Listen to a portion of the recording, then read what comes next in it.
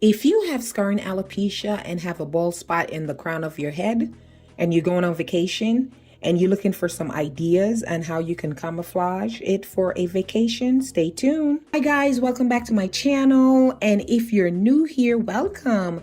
My name is Sabrina, and on this channel, I share my alopecia diagnosis and my travel adventures. So hit the subscription button and the notification bell for when I upload videos, which is normally on Sunday. So I just came back from a trip to Puerto Vallarta, and I had shaved my hair off back in June, and I didn't want to shave it off again because I'm seeing some progress on my hair not shedding like it normally does.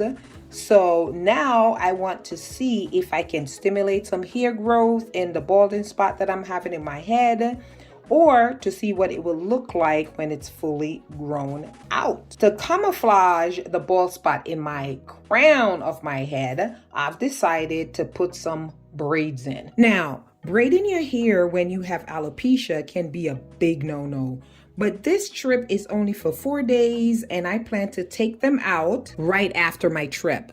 So let's get into what it looks like braiding my hair. First, I pick a movie to watch, because sometimes braiding hair can take a very long time. Then I get all my supplies ready, braids. I'm using the Rastafarian braid. I choose this type of braid because of its density. So I'm going for the dreadlocks look. I use this Mimosa Hair Honey Scalp Oil by Carol's Daughter. It's really giving my hair some good moisture. I also mix in some tea tree oil because I like how it makes my scalp feels, and it's been helping with my irritation on my scalp. This is what my hair looks like. Let's move on because no. So I'm prepping the hair. This is a very good texture of what my real hair looks like. You know, that nice kinky type of hair. And 4 hours later, this is what it looks like.